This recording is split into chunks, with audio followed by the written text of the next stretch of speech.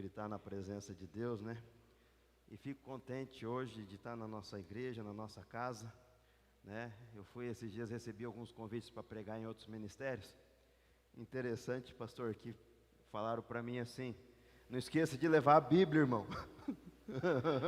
Pastor do céu, e hoje nós, né, eu creio sim, né? A Bíblia na verdade tem que estar gravada no nosso coração, né? Mas tem algumas pessoas que falam que a gente tem que levar a Bíblia, sendo que se ela faz alguma coisa, né? Se ela não estiver dentro do nosso coração, não vai fazer diferença nenhuma, né? Mas a gente leva para honrar, né? Uma vez eu lembro, Asaf Borba falou que foi convidado para pregar lá em São Borja, e lá é bem tradicional, né? Nas assembleias. E lá falaram para ele que ele tinha que arrancar a barba. Eu nunca tinha tirado a barba, e de repente ele tira a barba para não, né, não constranger as pessoas, né? Às vezes uma pessoa acha que isso possa fazer algum impedimento. Você não vai em algum lugar, não usa um terno, um paletó, ou roupa que eles acham ser adequada para aquilo. Às vezes você pode estar trancando o coração de uma pessoa que precisava ouvir a palavra, né? Então eu queria convidar você, se trouxe a tua Bíblia, em Mateus 28, 18.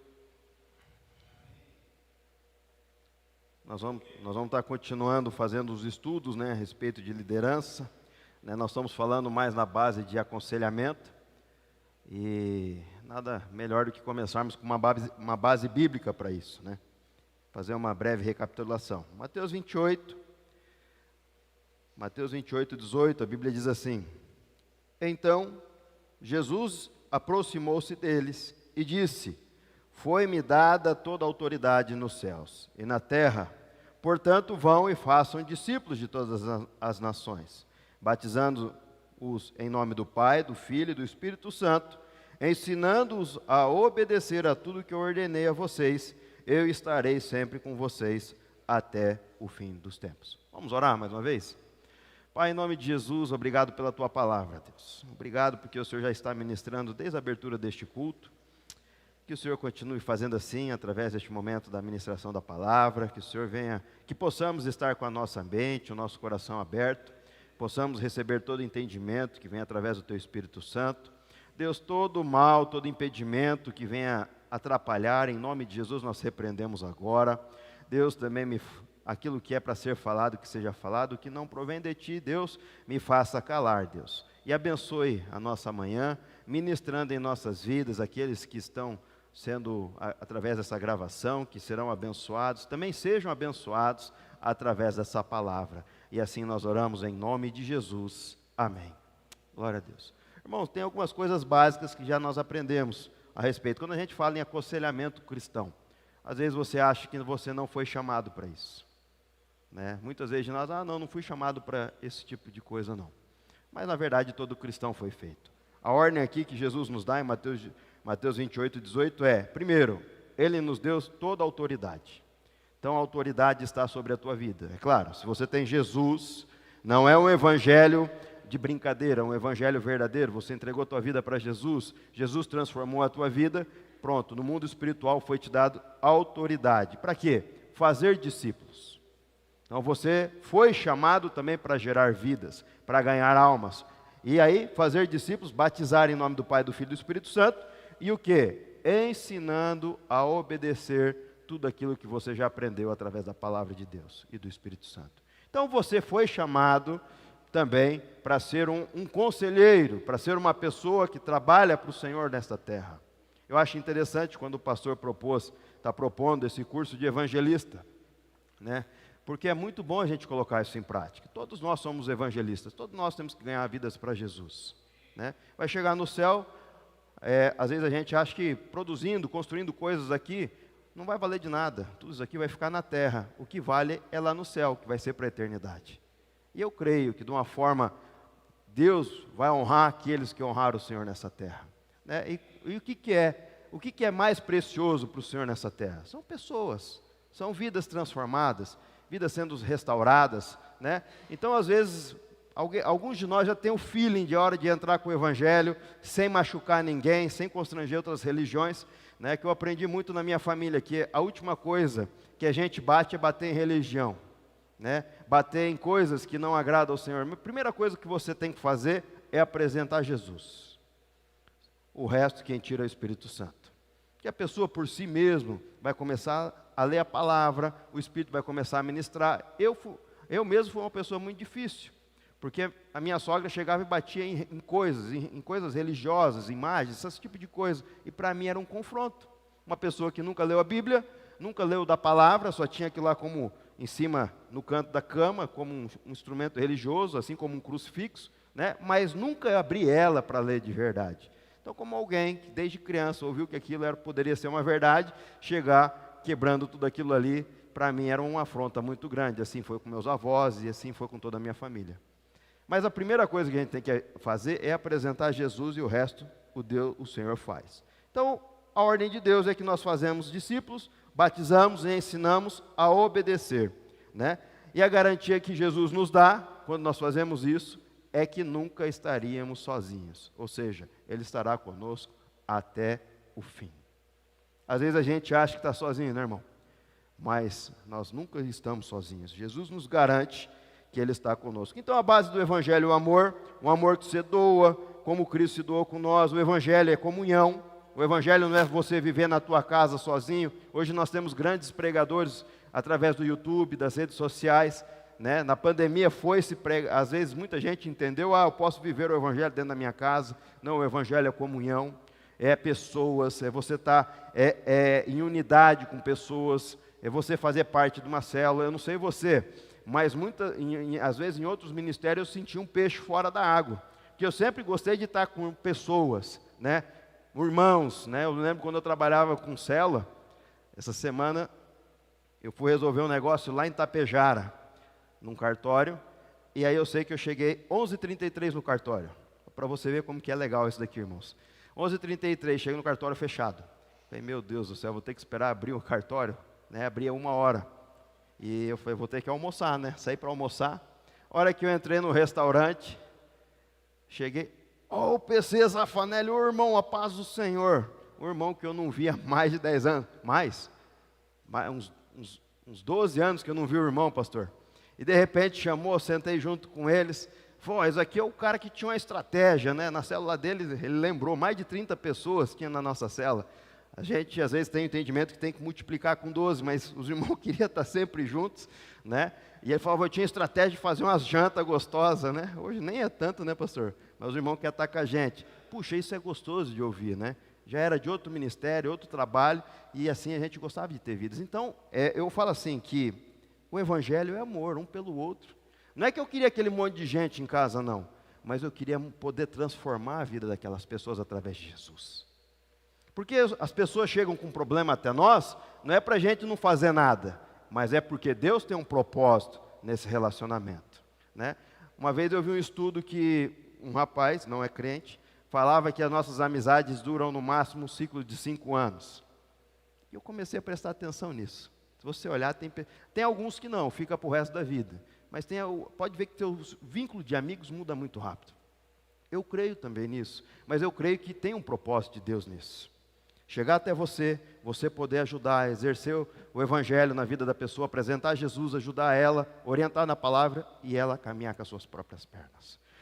Então Deus nos levanta para fazermos essas coisas, né? Só que também tem alguns cuidados que nós devemos tomar para que a gente não venha a ser um conselheiro cristão frustrado, ou que nós não venhamos decepcionar, ou até mesmo frustrar a vida de pessoas. Nós temos que tomar muito cuidado com isso. Ontem mesmo, irmãos, Deus me abençoou, eu e meu irmão, para a gente fazer, às vezes as pessoas acham que o Evangelho é ser careta, né? Não fazer mais nada, né? Mas o Evangelho é livre, Deus dá coisas para fazer, a gente pode fazer coisas, é claro que primeiro família, a obra, e depois as demais coisas, né? Trabalho e lazer. E ontem Deus me deu a oportunidade de rever um amigo há mais de 20 anos, né? Hoje ele está com 63 anos, né? E fui fazer trilha lá em Maringá, Sarandi. Meu irmão acabou fazendo negócio numa moto, e aí de trilha, e acabamos, vamos mandar à tarde, e aí passou o nome desse rapaz, que eu não conversava mais com ele, e lá nós estávamos. Quando eu fiquei sabendo da vida dele, já estava passando por terceiro relacionamento, e eu não via a hora de chegar para falar de Jesus para ele, sabe? Eu ficava esperando o momento certo, a hora certa. Olha a importância do evangelismo. Porque para você apresentar Jesus não é de qualquer jeito. Você tem que tomar cuidado para não ofender a pessoa. Até que um tempo ele começou a abrir a vida dele para mim. E aí eu entrei com o Evangelho. Aproveitei já para ministrar para um outro jovem. Ó, há duas decisões na vida de um homem que são mais importantes. Primeiro é Jesus e segundo é o casamento. Pronto, daqui a pouco estava eu falando de Jesus, meu irmão andando para um lado e para o outro, preocupado. E olha, no final me deu um abraço tão gostoso, sabe assim, como obrigado por você ter vindo aqui. Irmãos, nós não podemos perder as oportunidades. Se Deus nos permite essas coisas, é porque o Senhor tem um propósito nisso. E aí foi um jeito de apresentar o Evangelho sem constranger ninguém. Tenho certeza que a hora que o problema chegar, a depressão bater de novo, ele vai lembrar de mim para poder abençoar a vida dele. E assim, mas para isso nós temos que tomar alguns cuidados. Perigo sobre a vida do conselheiro, você que está orientando pessoas, devemos ser cuidadosos, mas também devemos tomar muito cuidado para não arruinar a vida de alguém. Já é difícil a gente cuidar da nossa própria vida. Já pensou você não ter cuidado e estragar a vida de outra pessoa? Então, muito cuidado para que isso não venha acontecer, né? Nós devemos ter vigilância e cobertura. Tocar na alma de uma pessoa, lá no profundo, às vezes é muito mais perigoso e deve ser muito mais preciso que uma cirurgia. Que às vezes você pode orientar de uma forma certa, ou às vezes você pode orientar de uma forma errada e perder aquela vida para Jesus. Então nós devemos tomar muito cuidado com as nossas palavras. Né? Conforme Giovanni ensina, né, o nosso pastor, primeiro nós devemos ganhar o coração da pessoa, para depois a gente começar a ministrar, tentar através do Espírito Santo corrigir os erros daquela pessoa. Porque se você entrar de qualquer jeito, você vai acabar perdendo. E a primeira delas, alguns dos cuidados que nós devemos tomar como conselheiros cristãos, primeira coisa é, nunca assuma o lugar de Deus. O grande perigo de um aconselhamento é quando você tenta assumir a posição de Deus. O que quer dizer isso? Tem coisas, irmãos, que competem só a Deus, não compete a nós, né? Tem coisas que nós devemos estar sempre quebrantados e humildes, para saber falar, olha, aí já não sou eu, é você que tem que decidir por si só, né? Buscar a partir de você. A gente tem que também, se a gente começar a colocar as nossas ponderações e opiniões pessoais, você vai começar a falar daquilo que você acha, e não daquilo que Deus quer para a vida do outro. Isso é quando a gente, às vezes, muitas das vezes, a gente vai aconselhar alguém e vai fora da palavra. Não tem mais nada, tudo que você orientar uma pessoa, tiver baseado na palavra, não tem como dar errado. Por isso que eu acho muito interessante, né? Eu não sei você, mas lá no começo, né, quando as pessoas falavam que a gente tinha que memorizar, gravar a palavra, eu sempre tive muita dificuldade com isso. Às vezes eu via profetas falando que, eis que Deus te deu o dom da palavra. Eu falei, meu Deus do céu, eu não consigo nem lembrar um hino, né, de uma canção, não consigo lembrar as coisas, né? Quanto mais lembrar da palavra ou dos versículos bíblicos assim. E, meu irmão, é interessante como que Deus age. Se você tem o Espírito Santo dentro de você, na hora que você está dando um conselho, ou na hora que você está montando uma mensagem, ou na hora que você está aqui em cima, na hora, no momento certo, pum, o versículo brota na tua mente. Nós temos alguém que passa uma cola, que é o Espírito Santo. Então é o seguinte, quando você vai aconselhar, não saia fora da palavra. Né? Não adianta, um exemplo, aconselhar um casal se separar. Meu irmão, tem que tomar muito cuidado com isso. Muito cuidado com isso, que às vezes o peso pode vir sobre as nossas vidas. Né? Por isso que eu falo, a segunda decisão mais importante é decidir com quem você vai passar o resto da sua vida. Antes não tivesse conhecido o Evangelho, né? Porque daí quem sabe, salvo, teria caído no momento de ignorância. Então nós devemos tomar muito cuidado. Se tiver baseado na palavra, base na palavra, se você às vezes no momento não saber, espera, irmão, que eu vou estudar o seu caso, ou vou compartilhar com o meu pastor ou com o meu líder, para ver o que ele me orienta para eu te passar uma informação. Então, muito cuidado, não saia fora da palavra. Segundo erro, que às vezes a gente comete muito, é sentimentos. Cuidado com os sentimentos, né? Para não cair em cilada. Quando a gente vai tratar, principalmente família, casamento, filhos, né? É muito cuidado, porque aflora muitos sentimentos, não somente da pessoa, mas como o teu também. Às vezes você não está firme na palavra, às vezes você está, vamos falar assim, meia boca, né? Vai tratar com uma pessoa, tem que tomar muito cuidado.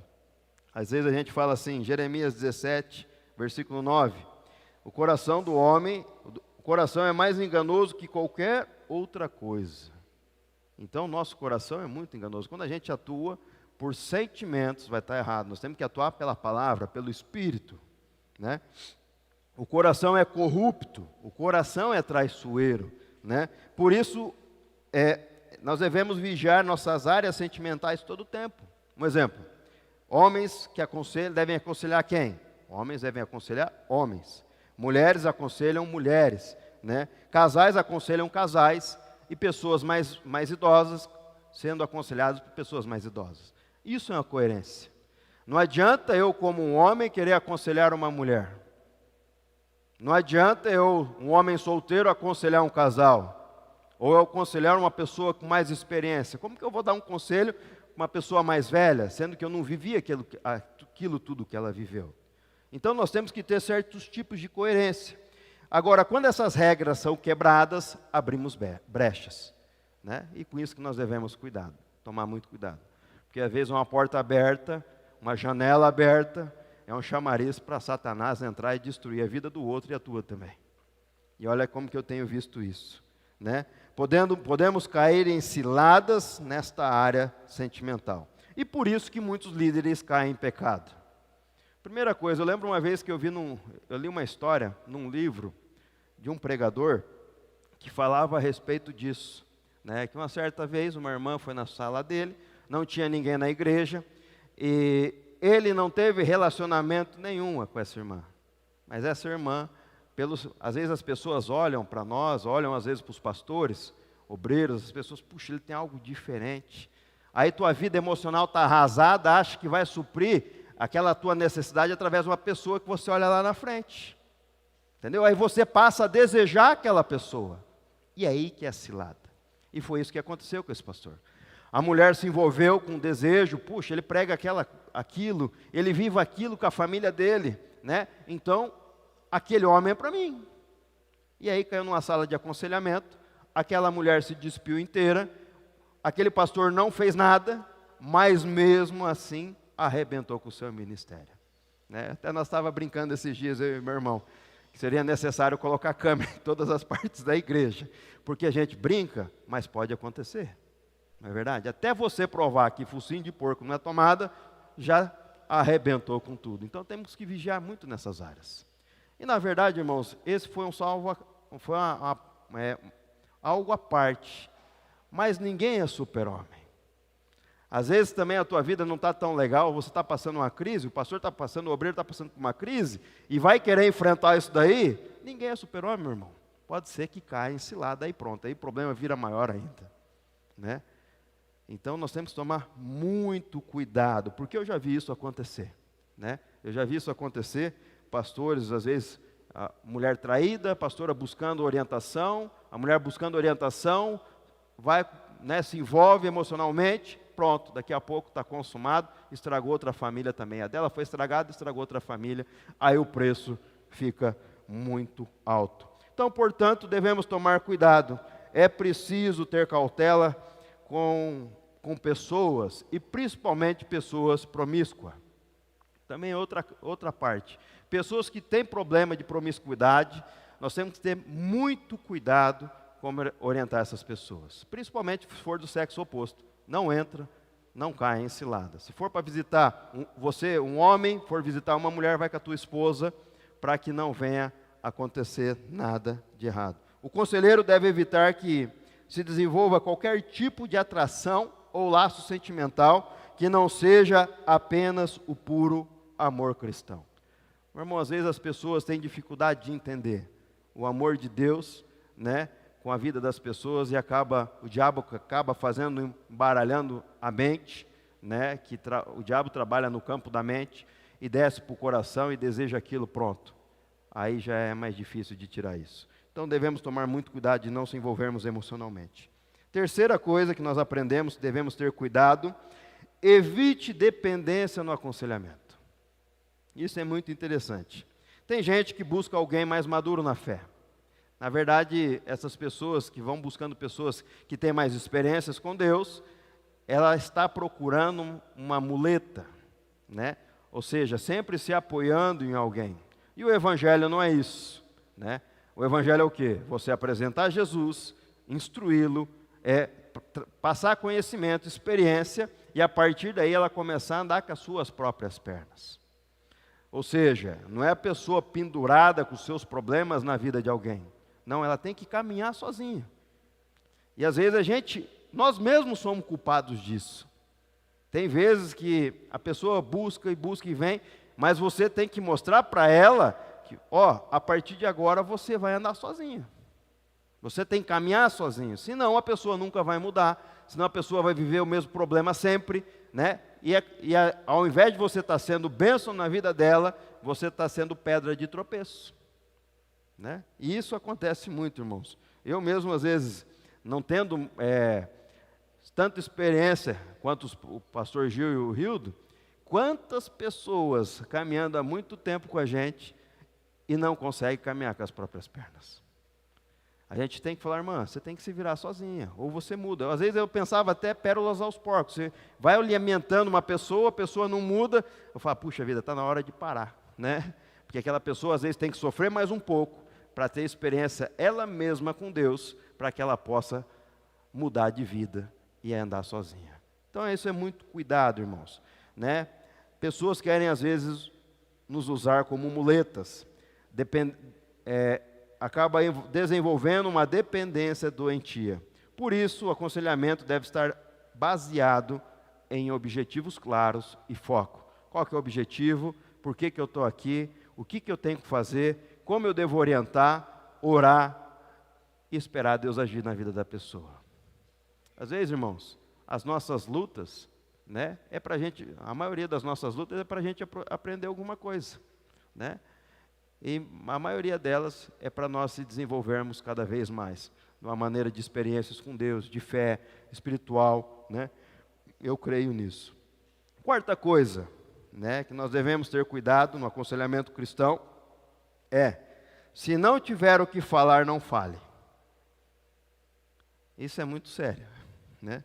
Não adianta ficar enchendo linguiça, né? Às vezes, se você não sabe, você não tem o que falar, se cale. Porque é um grande perigo usar palavras inúteis, sem peso, ou que não vai fazer diferença alguma. Quando você começa a orientar com palavras que não têm valor, ou seja, que não vai mudar nada o problema, às vezes você está piorando as coisas. Muitos buscam aconselhamento para livrar-se da responsabilidade. Muitos buscam a gente para pedir conselhos, orientação da parte de Deus, da parte da palavra, querendo se isentar daquilo que ela mesma tem que ter decisão. Ela está esperando que você se decida por ela. E é aí que se torna perigoso. Você tem que fazer, irmão, com que aquela pessoa venha entender, falar, entender, se você puder ser bênção, orientar através da palavra, e ela mesma, por si mesma, tomar sua própria decisão. Né? E às vezes é uma guerra emocional dentro do outro, mas ela que tem que decidir, porque se você tomar a decisão por ela, lá na frente dá errado, e a culpa vai ser tua. O fulano de tal mandou falar assim, então ela arrumou um respaldo, né? Algo para se segurar, então a pessoa tem que tomar a decisão por si mesma. Assim, lança sobre o conselheiro a responsabilidade da decisão, e isso não deve acontecer de hipótese alguma. Então, se a gente não tem o que falar, não fala. Mas por isso que às vezes eu pedindo uma direção, por que a gente tem duas orelhas e uma boca? Ouvir mais e falar menos. Às vezes você estando ali, somente ouvindo o que a pessoa tem a dizer, né, aquilo, ela abrindo o seu coração para você, por si mesmo, só de você estar ouvindo, na cabeça dela, Deus já está trabalhando a decisão que ela deve tomar. Às vezes você não precisa falar praticamente nada, porque ela mesma já dá o problema e a solução do problema. Então deixa ela tomar a decisão por si mesma, né? Porque através do que ela fala, do coração aberto, ela vai cair no quebrantamento e o próprio Espírito Santo vai dar um entendimento a ela. Isso é muito interessante também, irmãos. Quando você vai basear, alguém vai te procurar para você aconselhar, para você dar orientação, para andar lado a lado, toda vez tem que começar através de uma oração. Nunca sozinho. Porque você tem que ser dependente do Senhor sempre. Ore a Deus antes de qualquer coisa. Tenta abrir uma palavra, né? Não assim, cuidado, irmãos. Tem muita gente que às vezes abre a palavra, né? Vamos ver o que Deus fala. Às vezes eu tenho esse tipo de coisa, mas já tenho maturidade para entender que às vezes não é de Deus, né? Mas nós devemos tomar muito cuidado. Vamos abrir a palavra para ouvir o que Deus vai falar? Pronto, às vezes não era aquilo. Então, tomar muito cuidado. Quinta coisa, isso aqui, meu irmão, eu já sofri muito com isso. Ouça todas as partes, né? E isso é muito importante. A maioria dos motivos de aconselhamento envolve outros, ou seja, não é só a pessoa, mas envolve outros conflitos, né? Geralmente é cônjuges, pais, filhos, ou até mesmo membros da igreja, né? Então, sempre está envolvendo outra pessoa. E quando este for o caso, o conselheiro não deve se posicionar quando ouvir só uma parte, mas tem que ouvir a todos. Porque às vezes a gente ouve só uma parte e já se envolve e já começa a tomar decisões precipitadas. E quem fala, às vezes não fala tudo o que aconteceu, né? Geralmente aquele que está falando, que está abrindo o coração, está expondo a opinião dela ou aquilo que ela achou.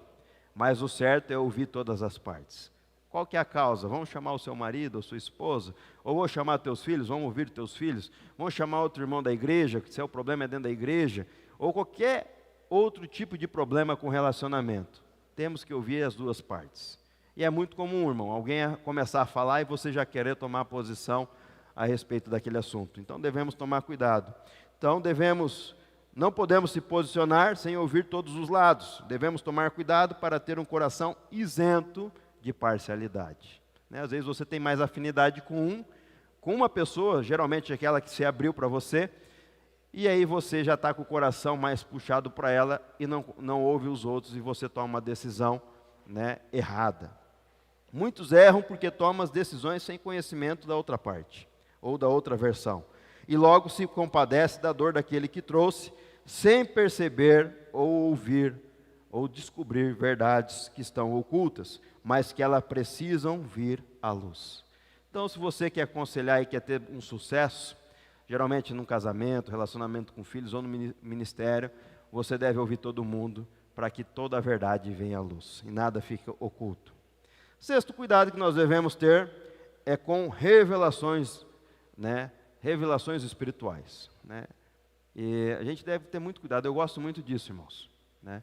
Eu gosto muito disso, eu gosto de ouvir Deus falar comigo, porém, a gente tem que tomar muito cuidado. Se é de Deus, e se é de Deus, pedir confirmação. E ainda eu sou mais exigente, eu peço para Deus me confirmar 3 vezes, né? Se Deus usou alguém para falar alguma coisa para mim, eu gosto muito disso, eu acho que isso é bênção no meio da igreja. Às vezes tem pessoas que não gostam. E também quando eu estou errado, eu gosto que fala logo, né? Se é para puxar a orelha, que fala logo para eu mudar a minha vida. Porque se Jesus voltar, eu quero estar preparado. Mas a gente deve, realmente é isso que Deus quer, né? É isso que Deus falou, né? Então a gente tem que ter esse entendimento. Os dons do Espírito podem ser tremendamente úteis, mas precisam ser através de muito temor e maturidade. Profecias, revelações e sentimentos devem ser julgados. O líder deve ter cuidado para não manipular pessoas segundo o seu coração, usando argumentos que é orientado. Às vezes as pessoas sabem o que você quer ouvir, e às vezes usa Deus, olha o perigo, para falar aquilo que você quer ouvir. Quando eu vou consultar profeta, irmãos, quando eu vou na casa de um profeta, ou quando eu sei que é um profeta está para vir, eu não compartilho nada daquilo que eu quero ouvir. Eu não compartilho muitas vezes, se eu não conheço, nem falo da minha história, né? Eu me lembro uma missionária que foi na clínica da minha esposa fazer tratamento com ozônio. Não é propaganda não, tá? Mas se quiser, pode fazer o merchan, né, pastor? Foi consultar lá, fazer tratamento com ozônio lá na clínica. A minha esposa me mandou o WhatsApp, eu sou ruim com WhatsApp, eu não vi. Mas era um tratamento de 7 semanas, né? Uma vez por semana ela tinha que ir lá. E eu, na outra semana, que dia que ela vai? Quinta-feira, final de tarde. Vim da fazenda mais cedo, pastor. Eu sabia mais ou menos o horário, por volta das 5 horas. E eu fiquei lá, na hora que eu entrei na recepção da clínica, eu olhei e falei, acho que é essa irmã aqui, né? Irmã, vamos tomar um café lá no fundo? Né? E aí comecei a conversar com ela, falar algumas coisas a respeito de igreja. E de repente eu tinha que voltar a trabalhar. Eu falei, irmã, você não ora por mim? Mas eu não tinha contado nada da minha vida. Pronto. Quando é mover do Espírito, meu irmão, Deus fala coisa que ninguém sabe, né? E aí é de Deus, você pode ter comprovação que é de Deus. Eu me lembro, estou lembrando agora, eu e o pastor Giovanni, lá ano passado, lá em Campinas, né, nesse evento que foi com o Rildo agora, nós levamos 2 irmãos até a igreja. Eu lembro que estava no auge da pandemia, e nós no saguão do hotel, e eu morrendo de medo de pegar Covid, máscara e tudo. Aí o pastor chegou, irmãos, vocês vão lá para o evento também? Não, nós vamos, pastor. Não, então vamos com nós. Eu falei, meu Deus do céu, cara, o pastor ficou doido, né? O pastor chamou, aí ele olhou para mim assim, irmão, se não tiver problema para você. Eu falei, pastor, agora você já chamou, vamos embora, né?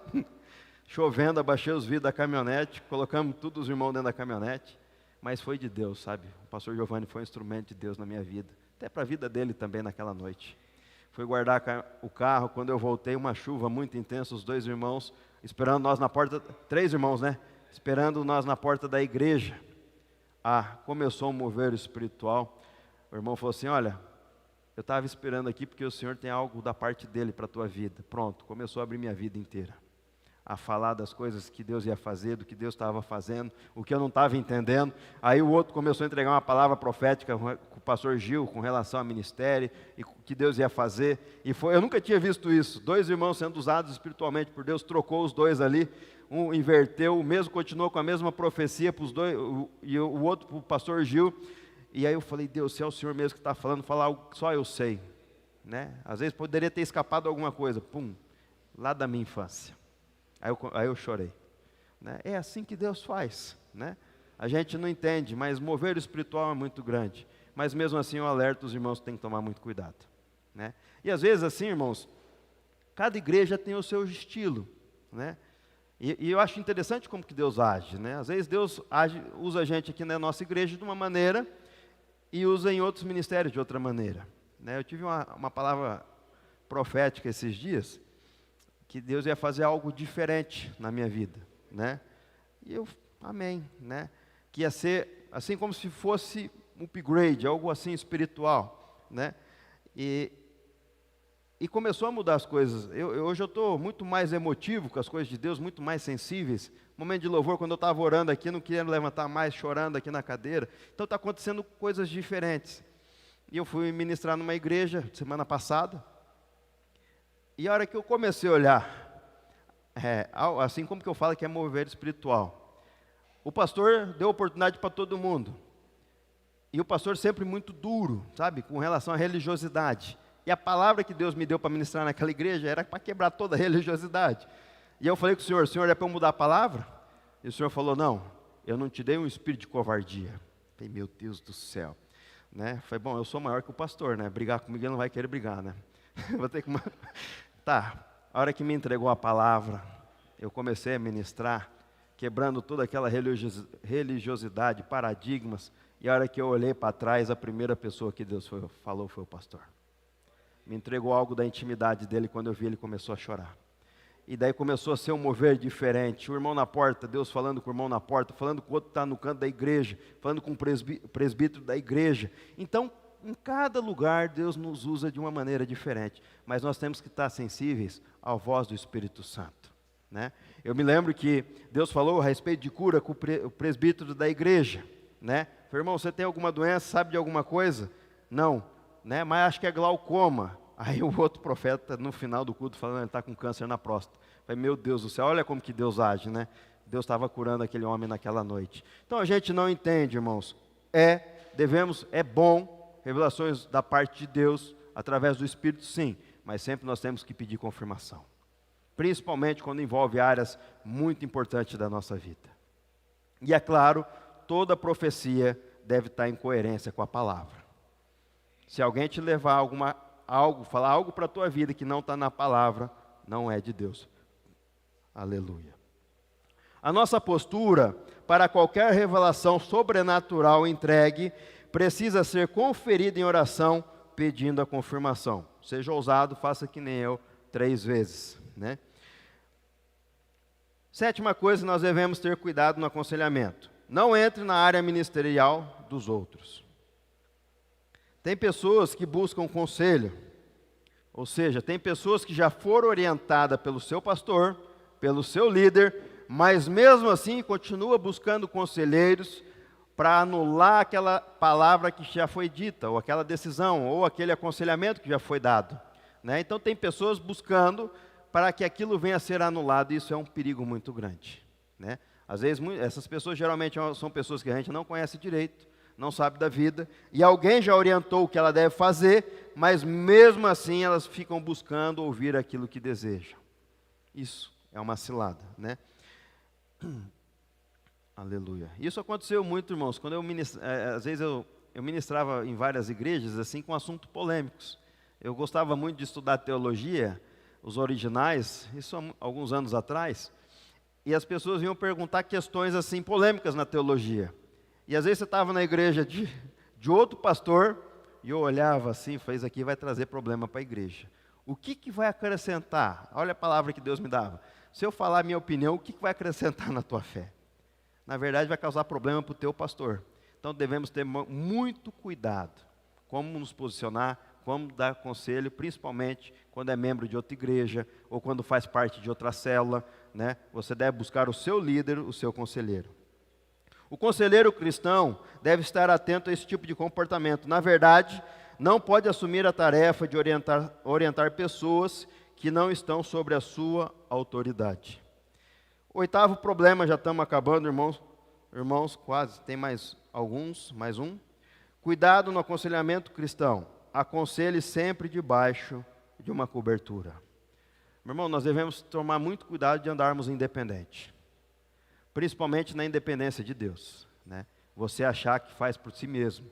Nada podemos fazer por nós mesmos, né? Nada. Tudo é glória de Deus, tudo é dependência de Deus. Eu me lembro que esses dias atrás foram me dar um elogio, querendo tributar a glória a mim, falando, não, a glória não é minha, a glória é do Senhor, né?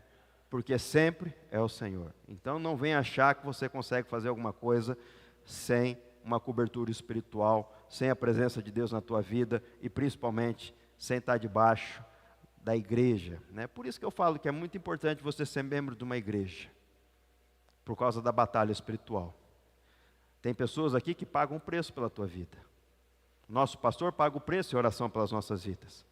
Então você tem uma cobertura espiritual, você tem alguém orando por você. E principalmente naqueles momentos de decisões complicadas, que você também não tem a experiência ou não sabe como proceder, você recorrer até o seu líder, até o seu pastor e falar, e agora, o que eu faço? Aqui está a humildade, né? Você não sabe, agora eu vou perguntar para quem pode me dar uma orientação ou me orientar onde eu posso achar a solução, né? Por isso que nós devemos ter uma cobertura. Pastor, eu não sei para onde ir, e agora, como que eu oriento? Ou não é mais na minha alçada, eu tenho que passar para o Senhor, porque eu não consigo, eu não sei. Então nós devemos estar debaixo de uma liderança sim, e estar dependente disso, né? Então, todo ministério é exercício debaixo da dependência, né? O conselheiro deve se manter na luz, ou seja, também deve abrir o seu coração com o seu líder, ou seja, porque envolve muitos sentimentos. Então tem momentos que você tem que abrir o seu coração para alguém, e tem que ser seu líder ou seu pastor, né? Fazendo que ele tenha o conhecimento daquilo que você está sentindo, daquilo que você está passando, e dos casos mais complexos que você tem, como que deve ser sua orientação, tem que ter uma liderança que vem de cima, ou um aconselhamento que vem de cima. A cobertura deve ser a fonte de confirmação para conferir se estamos no caminho certo ou errado. Por isso que é importante ter alguém acima de você. Olha, estou fazendo dessa maneira, o problema é esse, estou fazendo dessa maneira, está certo? Está certo, vai em frente. Não, está errado, vai para o outro lado, né? Faça desse jeito, porque se Deus colocou acima de você, você tem que ter entendimento a respeito de autoridade espiritual. Ela é autoridade sobre a tua vida. Então hoje eu tenho entendimento que a minha autoridade espiritual é o pastor Giovanni. Pastor, e agora? Para onde que eu vou? Né? O que que eu faço? Como que eu devo conciliar? Pastor, eu posso fazer isso? Isso representa humildade. Né? Então a gente tem que ser humilde e saber que a gente não consegue fazer nada sozinho. E o nono caso, o nono cuidado que a gente deve pôr, irmão, isso aqui está cheio. Eu acho que é por isso que ficou por último, né? Porque eu tenho visto muito isso. Porque a gente está falando mais do que ouvindo. Não expõe a vida particular de ninguém. Meu irmão, tem que tomar muito cuidado. Porque muitas pessoas nos procuram para abrir o coração. Coisas íntimas. E às vezes vaza da boca das pessoas. Eu já ouvi muito. Em vários ministérios. Quando vê, a igreja inteira está sabendo do problema do irmão. Né, ou daquilo que ele está sofrendo. E aí nós acabamos matando fisicamente e espiritualmente a vida daquela pessoa. Né? Porque, puxa vida, eu não posso nem compartilhar com meus líderes, ou com os irmãos, com o irmão, ou com o meu pastor, porque está todo mundo sabendo do meu problema. Né? Imagino que você não causa, o estrago emocional que você não causa na vida da pessoa. Sem contar espiritual, essa pessoa vai ficar totalmente averso à igreja, ao evangelho. E daqui a pouco esse problema pode virar uma depressão, e aí a gente não sabe, pode ser até uma morte física. Então, a grande parte do aconselhamento é pessoal e sigiloso. Ou seja, é entre você e a outra parte. Daí para mais lugar nenhum. A não ser para a tua liderança quando você não sabe como conduzir. Aí você passa adiante para o seu líder, né, com a autorização daquela pessoa também. Né?